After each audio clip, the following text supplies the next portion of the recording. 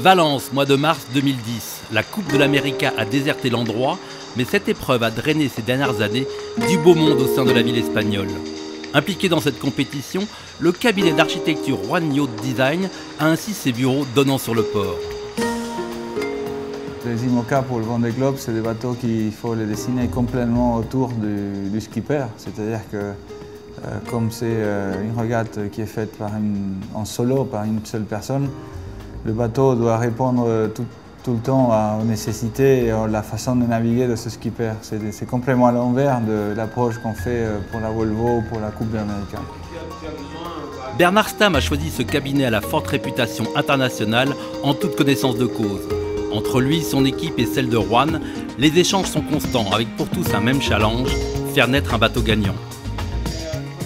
On échange des idées et après on les argumente si on n'est pas d'accord. Donc après, à un moment donné,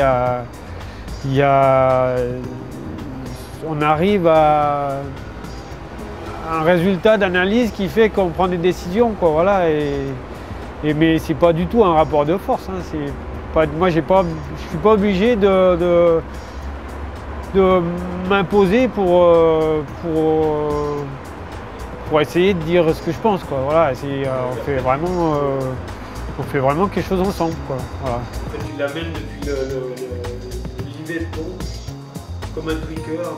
C'est quelque part une mise en question de deux côtés et qui aboutit à un bateau et à une façon de naviguer idéalement supérieure et meilleure que ce que ça l'était le jour de la première discussion. En fait. Une course comme le Vendée Globe se divise en 3 grandes étapes.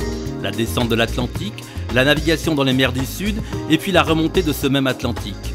À chacune de ces étapes correspond un bateau idéal puisque les conditions météo y sont fort différentes. Le but du jeu est donc de trouver le meilleur compromis. On propose des solutions, que ce soit dans les carènes, les appendices et les voiles, différentes solutions qui s'adaptent mieux ou moins bien selon l'étape et selon les différentes allures. Et après, en lui proposant cette panoplie de différentes options, c'est à lui de décider quelle est celle qui lui convient le plus. Le but, c'est de pouvoir utiliser, toujours pareil, de pouvoir utiliser le bateau au maximum le plus longtemps possible ou le plus rapidement possible quand il y a besoin. Voilà. Ça veut dire qu'il faut rendre toutes les manœuvres possibles. C'est-à-dire que même s'il y a des très grandes voiles, il faut qu'elles soient dans une plage d'utilisation qui fait qu'on puisse faire les manœuvres facilement. Voilà. 23 personnes travaillent à plein temps et permettent au cabinet d'architecture de couvrir tous les aspects du processus de design d'un voilier de course au large. Andrea Avaldi est en charge des calculs de structure. Il collabore bien sûr en étroite relation avec le chantier Décision SA. Is important because for composite boats or everything which is made in composite is fundamental that the designer and the builder share what they know and what they will like to do based on the way I'm designing the structure and based on the way they can or they cannot build in a perfect way that structure, we may have to change something. It's always an iterative process. It's not like bringing the drawings to them and then forget. Is something which is in loops. Andrea travaille également en étroite collaboration avec l'école polytechnique fédérale de Lausanne qui possède l'expertise technique pour la pose de fibres optiques au sein même de la structure. One of the main ideas on this boat is to install a lot of instrumentation and especially for the structural part of it. And so we were going to put fiber optics on board, fiber optics which will be embedded inside the hull, inside the keel and inside all the main structural components in order to monitor the loads that the boat will encounter during her life. Les études avancent, le plan de pont est déjà en cours de réalisation, mais le choix définitif de la carène ne sera arrêté qu'au mois d'avril. La concurrence pour la prochaine édition s'annonce d'ores et déjà élevée, avec de nombreux voiliers en construction. Il respecte beaucoup ce que se fait ou ce qu'ils font ses concurrents, plus quelques-uns que d'autres.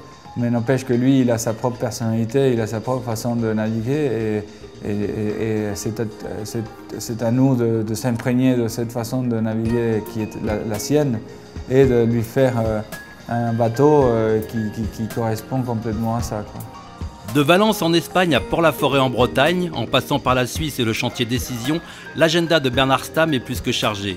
En parallèle à la construction du 60 pieds, Bernard s'est en effet engagé dans un vaste programme sportif avec le monotype Figaro en principal support. Le Figaro, c'est quelque chose que j'ai jamais eu l'occasion de faire vraiment, quoi. Et puis je pense que c'est indispensable si on veut progresser en 60 pieds, quoi. Voilà. Et du coup, il me manquait cet aspect-là de la course au large, quoi. Donc voilà. Et puis comme c'est des petits bateaux et monotypes, ça pardonne rien. Et puis comme les autres font ça depuis longtemps, du coup il faut que moi je m'accroche pour recoller au niveau, quoi. Voilà. Donc c'est plutôt bien. Au centre d'entraînement à la course au large de Port-la-Forêt, Bernard fait ses gammes. Son premier grand rendez-vous sportif est fixé au 18 avril prochain. En compagnie du Brestois Gilles Damaé, il prendra le départ de la Transat AG2R qui relie Concarneau à l'île de Saint-Barthélemy aux Antilles.